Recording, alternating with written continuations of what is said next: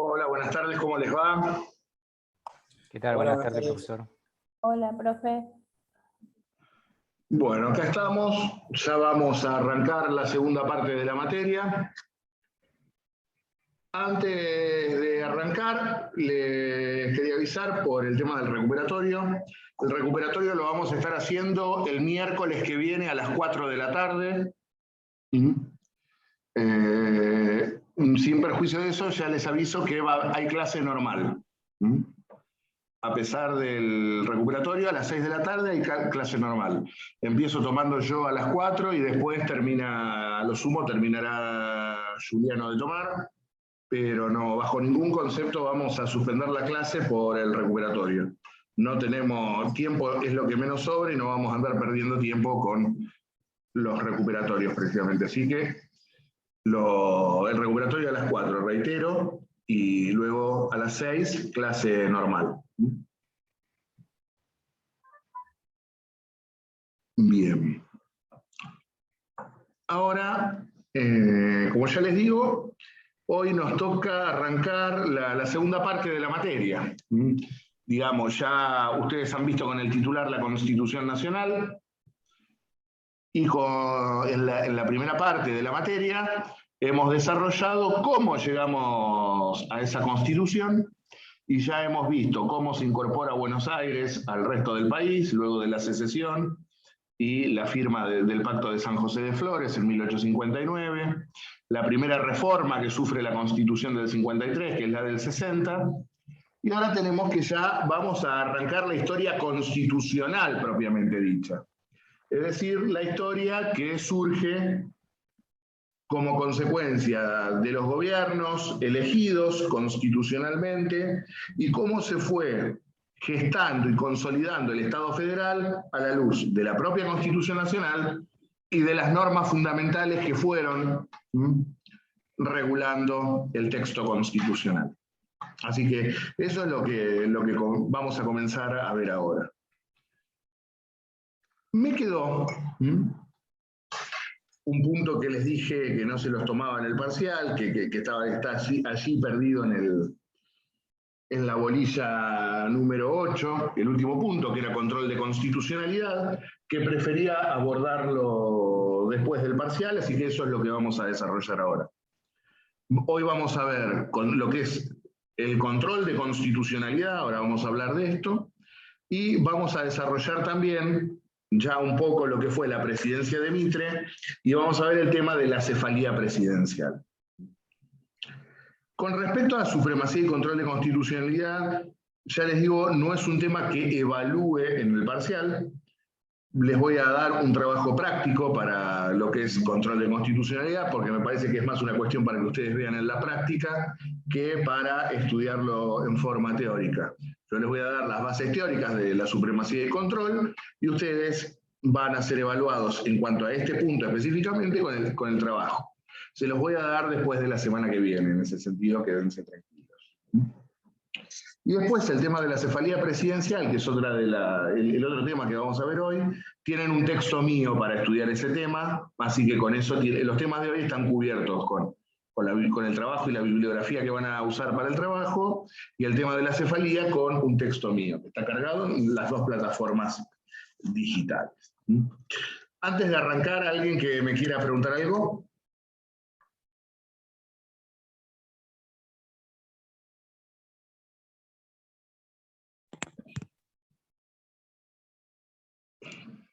¿Nada?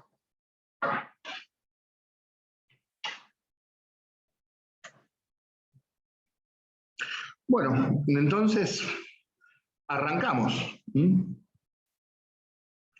Como ya les dije entonces, hoy vamos a abordar el tema de la supremacía y el control de constitucionalidad. Ustedes ya han visto con Carlos la Constitución Nacional, han visto su artículo 31, y también con los principios teóricos, uno de los grandes principios del constitucionalismo liberal que surge de fines del siglo XVIII con las revoluciones liberales, fue precisamente el principio de supremacía constitucional. Precisamente uno de los principios más caros al constitucionalismo clásico o liberal fue precisamente la posibilidad de que esa norma que organizaba los poderes del Estado y a su vez también consagraba los derechos y garantías del ser humano, tenía un rango superior a la legislación ordinaria. Uno de los principios básicos del constitucionalismo era ese, el de colocar a la Constitución como norma fundamental del ordenamiento jurídico. Y precisamente en eso consiste la supremacía de la Constitución. Es el reconocimiento de la Constitución Nacional como norma fundamental del ordenamiento jurídico.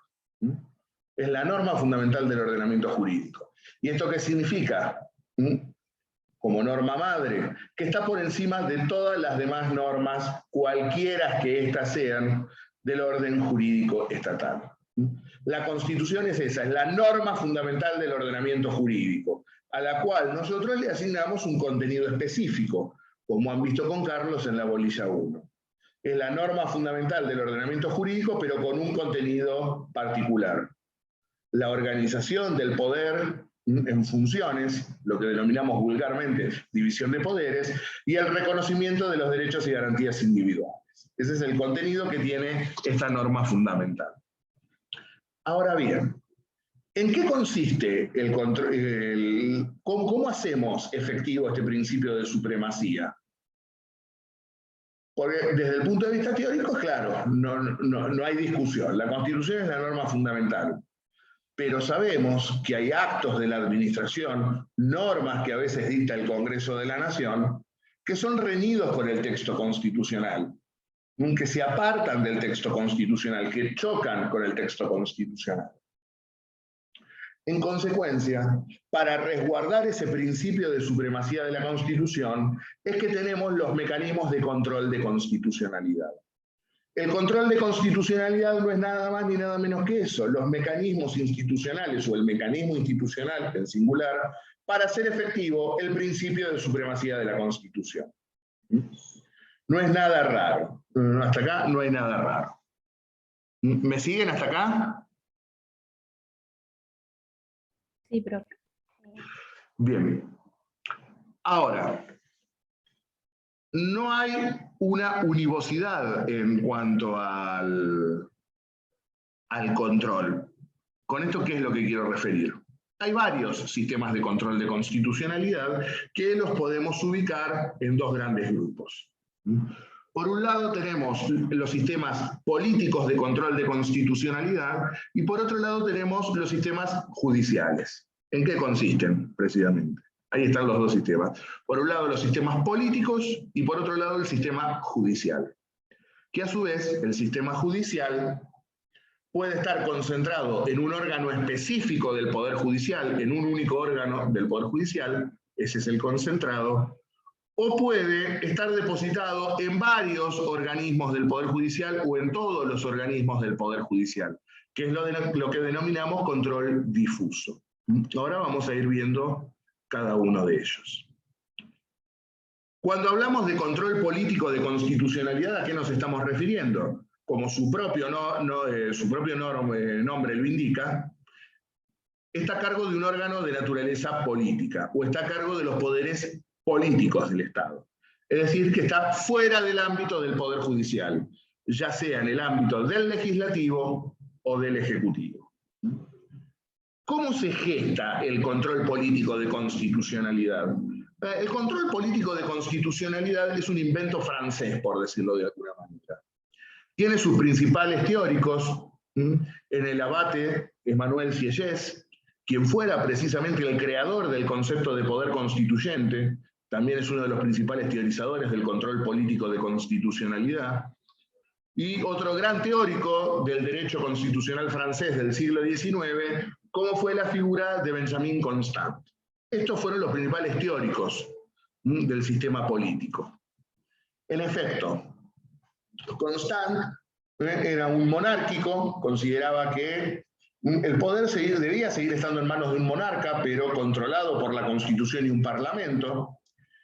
Y para Constant tenía que haber un poder moderador, un poder que determinara, que dijera, bueno, qué es constitucional y qué no lo es. Y Constant consideraba que esa figura era el rey, precisamente. El rey, como figura que está por fuera de los demás poderes del Estado, era quien determinaba si algo era o no constitucional. Obviamente no comparto lo que decía Constant, pero piensen ustedes, esto estaba naciendo, no había mucho más para elaborar. Por otro lado, Sieyès, un fervoroso partidario de la democracia constitucional, consideraba que tenía que haber un jurado popular para controlar la constitucionalidad de las normas. En cuanto a los textos constitucionales franceses en sí, un ejemplo de esto fue la Constitución francesa de 1852, que le atribuyó el control de constitucionalidad nada más ni nada menos que al Senado. Francia tiene una asamblea legislativa, la Asamblea Nacional, que está compuesta de dos cámaras, el Senado por un lado y los diputados del pueblo por el otro. Le otorgaban a la Cámara Alta, al Senado, la función de determinar la constitucionalidad de las leyes. En nuestro derecho público, ustedes han visto que había un control político de constitucionalidad. No sobre las leyes, pero sí sobre las constituciones provinciales. Ustedes ya han visto con el titular, y vieron conmigo la reforma del 60, hemos visto precisamente que en el texto del 53 se le otorgaba al Congreso de la Nación la facultad de revisar, antes de su entrada en vigencia, las constituciones provinciales. Ese era un caso de control político. Reitero, no sobre normas inferiores, sino sobre las constituciones provinciales.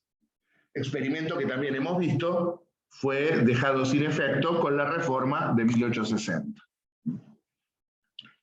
A ver, actualmente, ¿cómo funciona el sistema político? Y sigue siendo algo francés, un morbo francés, por decirlo de alguna manera.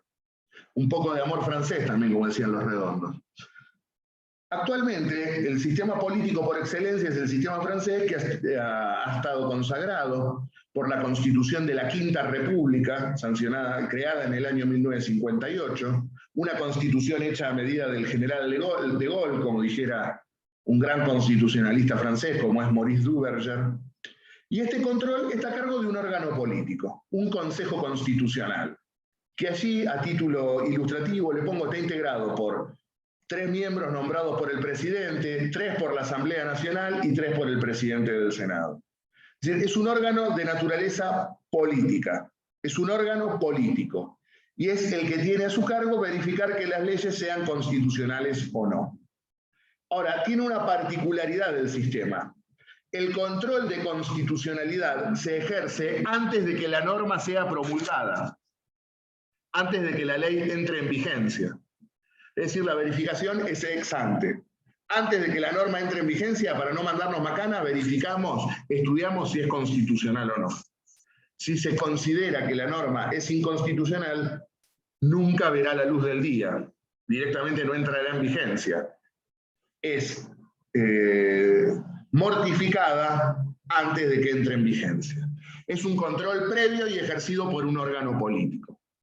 Esta es una característica esencial de los sistemas políticos de control. Se ejerce antes de la promulgación de la norma. Y si se verifica la inconstitucionalidad de la misma, esta nunca entra en vigencia. ¿Me siguen hasta acá? Sí. ¿No se puede apelar eso? Es un órgano político, no judicial. Está bien, o sea, ya si declara que es inconstitucional, ya con está. lógica judicial. No es que apelo o apelo. Se terminó ahí. Se termina ahí. Se terminó ahí. Es peligroso eso también. ¿Y pueden ir a juicio político? ¿Quién? Ellos, los miembros estos. La verdad no me acuerdo si pueden ir a juicio político o no. Como todos los sujetos están sujetos a control también. La verdad, hace 60 años que esto entró en vigencia y en Francia nunca hubo problemas con esto. O sea, los países en serio no tienen problemas con esto. Las cosas lo que pasa es que ustedes piensan con lógica argentina, yo los entiendo. Claro. Nosotros estamos pensando a ver cómo podemos gambetear la Constitución. Porque además, no piensen que se la pasan estudiando si las leyes son constitucionales o no. Llega un caso, 2 casos, 3 casos por año, como una enormidad. No es como acá que estamos tapados de expedientes porque pedimos cualquier cosa. Acá también se pide la inconstitucionalidad por cualquier cosa. Pero todavía no llegamos acá, no me quiero anticipar. No es un sistema que abunde mucho. Por eso también a veces nos la pasamos mirando mucho y a ver, ¿y qué hacen los demás países? ¿Y qué hacen los demás países? Cada país tiene su idiosincrasia, cada país tiene su tradición jurídica y cada país tiene su costumbre jurídica.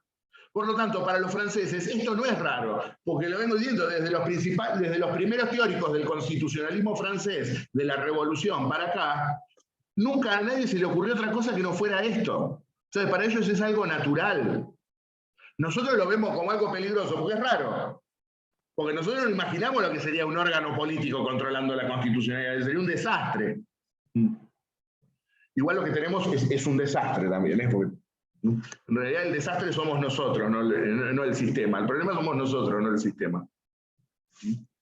Pasa, profe, que pensando que, por ejemplo, en el mismo grupo político tenga mayoría en el Senado, en diputados, y sea el presidente, te manejarían esto, digamos, porque elegirían 3 cada uno, que serían todos de su palo.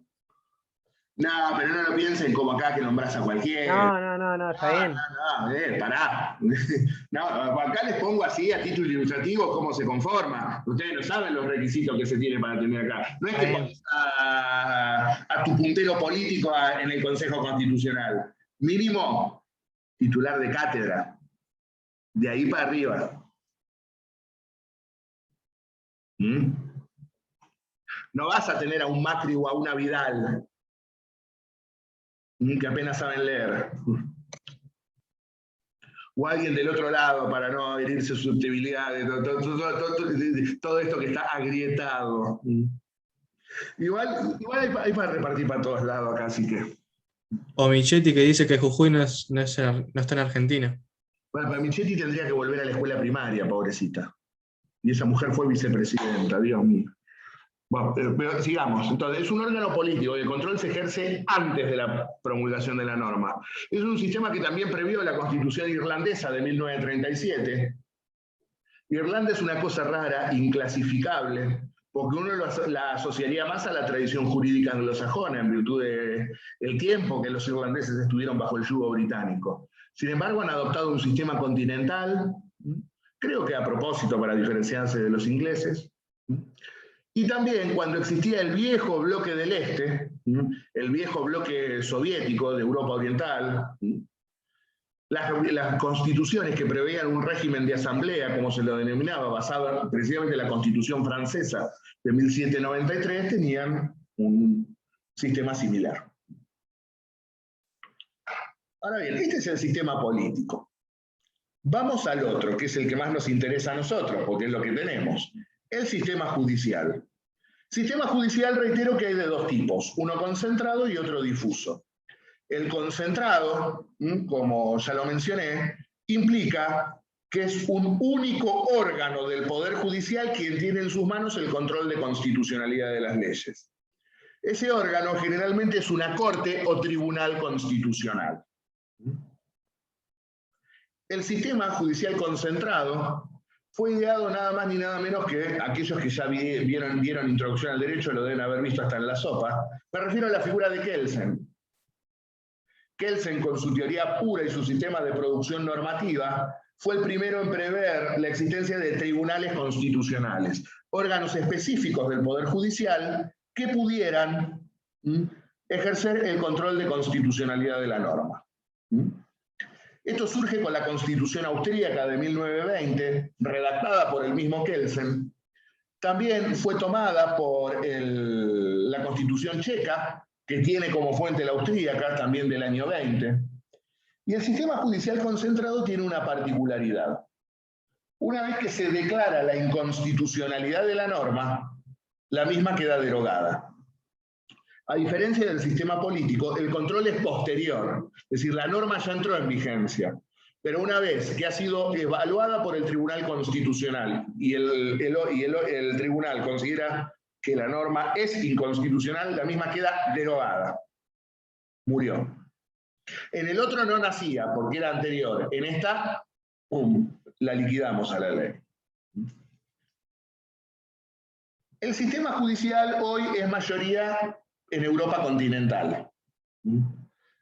Italia, España, Alemania tienen este tipo de sistema de tribunales constitucionales. Acá les pongo algunos ejemplos, por ahí más cercanos a nosotros. Bueno, nos parecemos más a los tanos, a los españoles. Alemania nos parece demasiado lejana. La perfección alemana nos parece demasiado lejana, ¿no? Esperemos que alguna vez le ganemos en un mundial, ¿no? Queda tan lejos el recuerdo del 86, ya estoy podrido de perder siempre con Alemania. Volviendo a lo nuestro, por ejemplo, ¿cómo está compuesto el Tribunal Constitucional en Italia? 15 jueces. Pero fíjense también cómo va rotando el órgano que designa a efectos de que haya contramayorías, que no se monopolice el sistema de elección. 5 los nombra el presidente, 5 los nombra el Congreso o el Parlamento, y 5 los nombra la magistratura judicial, es decir, el órgano que tiene a su cargo el control de los jueces y la selección de los jueces. Entonces, está repartido el asunto. Y además también, si uno analiza el sistema político italiano, es un sistema que tradicionalmente ha estado muy atomizado. Nunca ha habido mayorías claras en el sistema parlamentario italiano y los gobiernos oscilan permanentemente. No duran mucho los gobiernos. En los sistemas parlamentarios, el primer ministro no tiene un mandato fijo, como nuestro presidente. Dura mientras tenga la confianza del Parlamento. Como van cambiando las mayorías permanentemente, cae el primer ministro, cambian, va, viene, va, viene. Entonces es raro también que para la conformación del tribunal esté monopolizado por una fuerza política. Y el otro tribunal que les traigo de ejemplo es el Tribunal Constitucional Español. La Constitución española tiene como fuente la Ley Fundamental de Bonn de 1949, es decir, la vieja Constitución de la República Federal de Alemania, lo que era Alemania Occidental, que luego es adoptada como Constitución de la actual República Alemana. Y también el Tribunal Constitucional, en vez de 15, este tiene 12, todos nombrados por el rey. Recuerden que España es una monarquía, por eso puse una republicana, la italiana, una monárquica, la española. Ahora, los nombra el rey, pero 4 a propuesta del Congreso de los Diputados, es decir, 4 a propuesta de diputados, 4 a propuesta del Senado, 2 a propuesta del gobierno, es decir, del presidente del gobierno, y 2 a propuesta del Poder Judicial. Y también, todos repartidos, para que nadie se quede afuera. Reitero, la principal consecuencia del sistema judicial concentrado es que una vez declarada la inconstitucionalidad de la norma, esta es derogada por completo. En la Argentina tuvimos un único caso, que se dio con la reforma constitucional en la provincia de Tucumán en el año 90, donde se previó la existencia de un tribunal constitucional, con 5 jueces designados por el Poder Ejecutivo, los nombraba el gobernador, de una nómina elegida por la Corte Suprema y las cámaras de apelaciones departamentales. Y la verdad, esto no era Suiza, era Tucumán. Profe, una consulta. ¿En Italia y en España también los jueces duran hasta que dure su buena conducta? Los del Tribunal Constitucional, los jueces comunes... No lo escuché. Los del Tribunal Constitucional tienen el mandato periódico. Los jueces normales, digamos, los que tienen a su cargo el derecho común, sí son inamovibles. Gracias.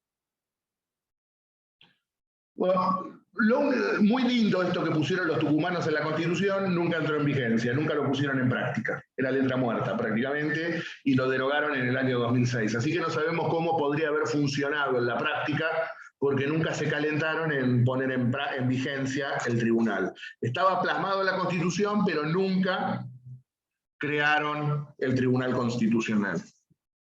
Más o menos como Urquiza, que tenía Constitución y nunca puso corte. Bueno, acá lo mismo. Y ahora nos vamos al sistema que nos importa, porque es el nuestro, el que tenemos nosotros. el sistema judicial difuso. ¿Qué significa sistema judicial difuso? Que cualquier juez, de cualquier fuero y de cualquier instancia puede declarar la inconstitucionalidad de una norma. Cualquier juez, de cualquier fuero, provincial o federal, de familia, penal, contencioso administrativo, laboral, civil, comercial, etcétera, etcétera. Cualquier juez de cualquier fuero, como acabo de explicar, y de cualquier instancia, es decir, un juez de primera instancia, una cámara de apelaciones, la casación, la Corte Suprema, cualquier instancia, cualquier juez de cualquier fuero y de cualquier instancia puede declarar la inconstitucionalidad de una norma. ¿Y cuál es la diferencia en cuanto a sus efectos con el tribunal con el órgano concentrado? La norma declarada inconstitucional no se aplica al caso concreto, pero la norma se mantiene vigente. Aquellos que se consideren afectados por la norma deberán reclamar judicialmente la inconstitucionalidad de la misma. ¿De dónde tomamos este sistema? Este sistema fue ideado por el derecho judicial norteamericano. Nuestro sistema de control de constitucionalidad, como todo lo relativo al Poder Judicial, está tomado del derecho norteamericano. Pero no específicamente de la Constitución, porque la Constitución de los Estados Unidos, al igual que la nuestra, no dice absolutamente nada acerca de quién tiene en sus manos el control, sino que ha sido una atribución que el Poder Judicial se autoasignó en un caso judicial concreto y se siguió esa tradición. En este sentido, la Constitución norteamericana, reitero, no dice nada. Sí es cierto que cuando se discutió la entrada en vigencia de la Constitución, a efectos de robustecer el Poder Judicial, esa obra de educación política que fue el Federalista, elaborado por James Madison, John Jay y Alexander Hamilton, consideró, sobre todo en el capítulo 78, que el control de constitucionalidad tenía que estar en manos de los jueces. En este sentido, ¿qué es lo que sostenía Hamilton? Con toda lógica, Hamilton, ¿qué nos decía en el Federalista número 78? Ningún acto contrario a la Constitución puede ser válido, porque eso implicaría que los representantes del pueblo se pusieran en un plano superior al propio pueblo. La Constitución es una ley fundamental y así debe ser considerada por los jueces.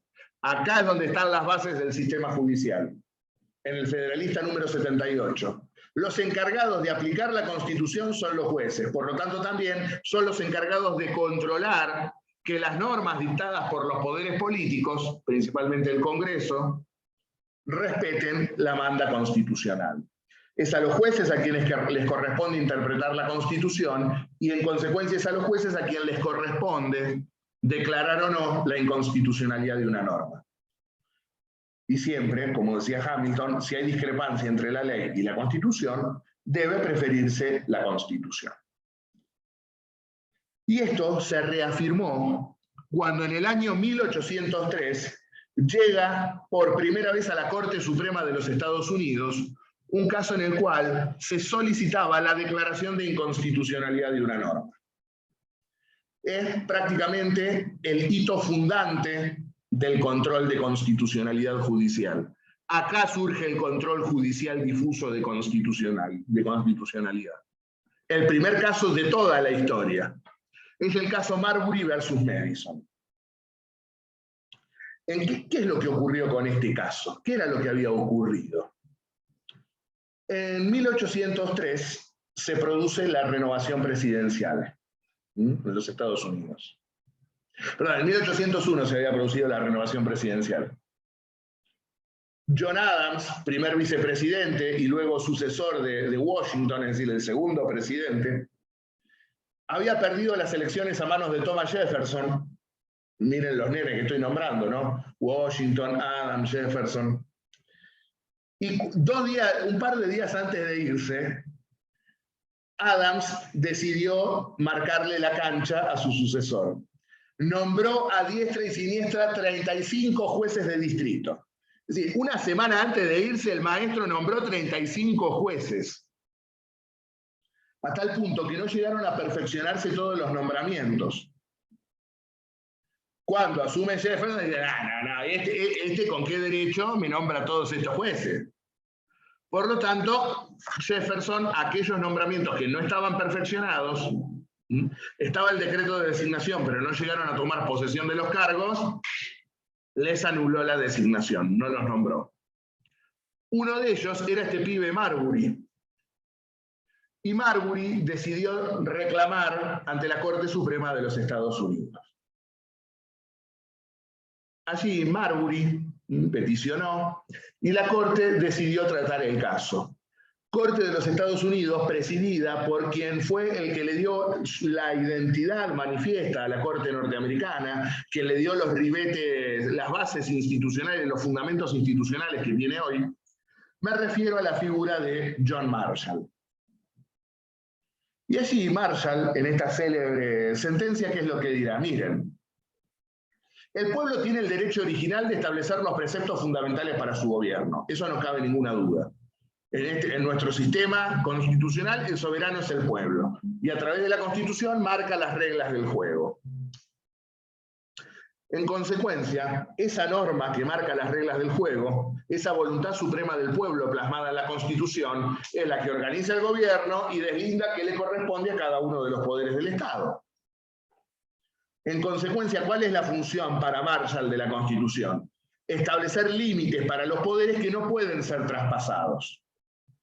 Y que para esos límites no sean confundidos ni olvidados, es que tenemos una Constitución escrita.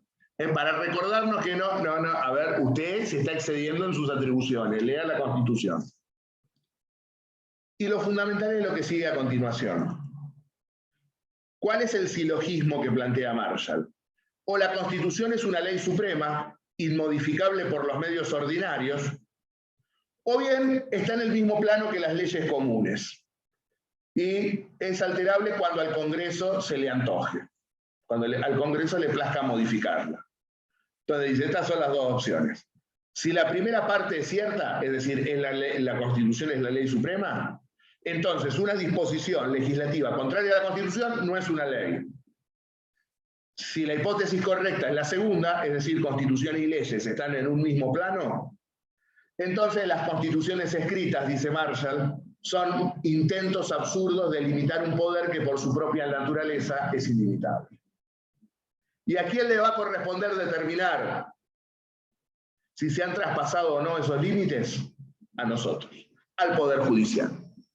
En este caso judicial, entonces, surge el control de constitucionalidad judicial difuso. Y reitero, es el sistema que toma la Argentina. La Constitución no dice absolutamente nada acerca de quién tiene el ejercicio del control, se sigue la tradición norteamericana, pero lo que es claro, tenemos un control judicial difuso, es decir, lo puede ejercer cualquier juez, de cualquier fuero y de cualquier instancia, pero tiene que ser en el caso de una causa judicial concreta. No pueden plantearse cuestiones abstractas, es decir, tiene que ser en el marco de un diferendo, de una controversia judicial concreta, de un caso judicial concreto, tal como lo establece el artículo 2 de la Ley 27. La Ley 27, aquella que vimos, que estableció la primera composición de la Corte, algunos puntos aún se mantienen vigentes, para que se den cuenta. Y reitero, el efecto del control de constitucionalidad es interpartes, es decir, es entre las partes. No tiene efecto derogatorio sobre la ley. Se aplica, o mejor dicho, la norma declarada inconstitucional no se aplica en el caso concreto. ¿Hay alguna duda con respecto a esto?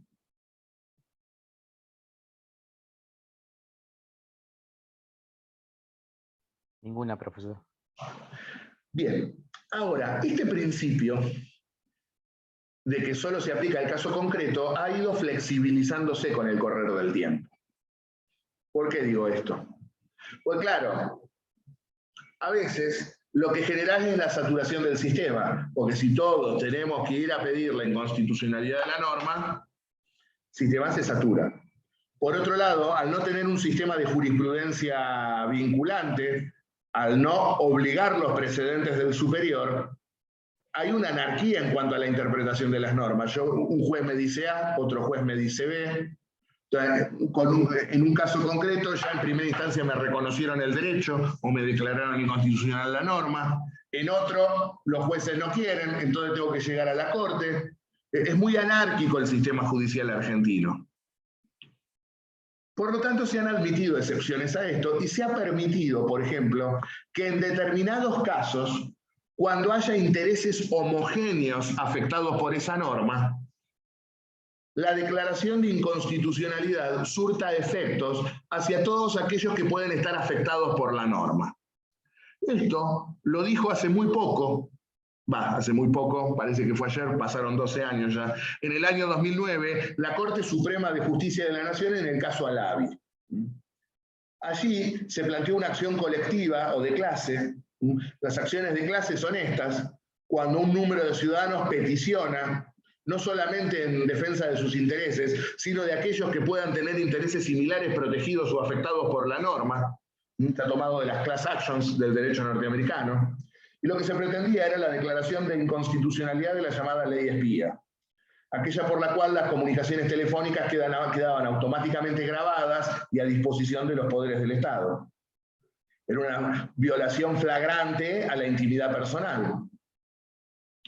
Por lo tanto, se pidió que los efectos de esta sentencia, en caso de que se les diera la razón, se expandiera a las personas o miembros de un grupo que se vieran afectados en el mismo derecho, para evitar la multiplicidad de demandas. Es decir, a todos estos grupos afectados por esa norma, la declaración de inconstitucionalidad los favorecía.